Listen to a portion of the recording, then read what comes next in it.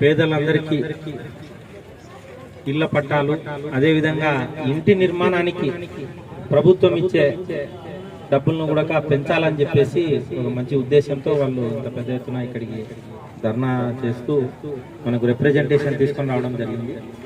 దీనికి మన పట్టణ ప్రజలకు, మీడియా సోదరులకు, ఇక్కడికి వచ్చిన వాళ్లకు అందరికీ తెలియజేసేది ఏమంటే, ప్రభుత్వము ఆల్రెడీ డిక్లేర్ చేసింది ఏమని, అర్బన్ ప్రాంతాల్లో 2 సెంట్లు, రూరల్ ప్రాంతాల్లో 3 సెంట్లు స్థలాలు ఇస్తాము, దీనికి అప్లై చేసుకోండి అని.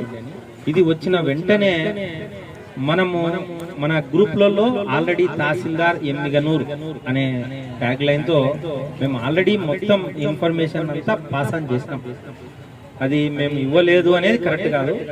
దీంతో పాటు ప్రతి గ్రామ స్థాయిలో కూడా కన్సర్న్ విఆర్ఓకి చెప్పి సచివాలయంలో అన్ని చోట్ల తెలియజేయండి అని చెప్పినాము. అది కూడా గ్రామాల్లో అందరికి తెలుసు.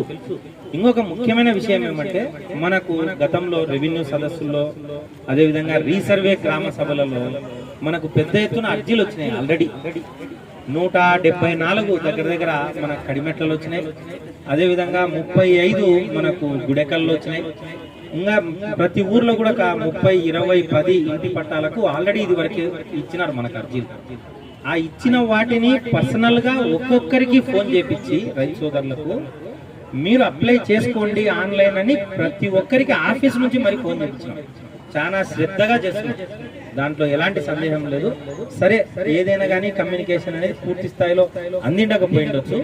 ఇప్పటికైనా మీ అందరి ముఖంగా మనం తెలియజేసేది ఏమంటే, ఇప్పుడు మనకు అర్బన్ అంటే పట్టణ ప్రాంతాల్లో 2 సెంట్లకు, గ్రామీణ ప్రాంతాల్లో 3 సెంట్లకు మనకు స్థలాలు లేని వాళ్ళు అర్జీలు పెట్టుకోండి.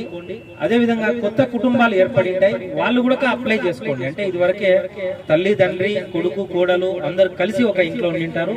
వాళ్ళు కూడా ఇంకొక ఇల్లుగా ఏర్పడతారు. కాబట్టి ఇంకొక ఇల్లు రేషన్ కార్డుకు స్ప్లిట్టింగ్, తల్లిదండ్రుల నుంచి విడిపడతారన్నమాట. అంటే ఇంకొక కుటుంబం, వాళ్ళ కొడుకు, కోడలు లేదా బిడ్డ, అల్లుడు, ఆ విధంగా రెండో కుటుంబం వస్తుంది. కాబట్టి దానికి సంబంధించి కూడా స్ప్లిట్ ఆప్షన్ ఉంది.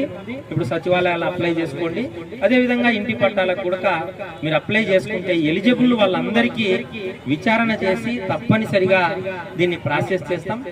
ఏదేమైనప్పటికీ ఇవల్ల ప్రభుత్వ నిర్ణయాలు, పాలసీ నిర్ణయాలు కాబట్టి మనము ఎలిజిబిలిటీ నిర్ధారించేంత వరకు మనం ఖచ్చితంగా చేయగలుగుతాం. అదేవిధంగా గవర్నమెంట్ స్థలాలు ఎక్కడైనా ఖాళీలు ఉంటే వాటిని మొదటగా ప్రయారిటీ ఇచ్చి వీళ్ళకి ఇవ్వడం జరుగుతుంది. అదేవిధంగా ఎక్కడన్నా లేకపోతే అక్కడ ల్యాండ్ అక్విజిషన్ కింద ప్రపోజల్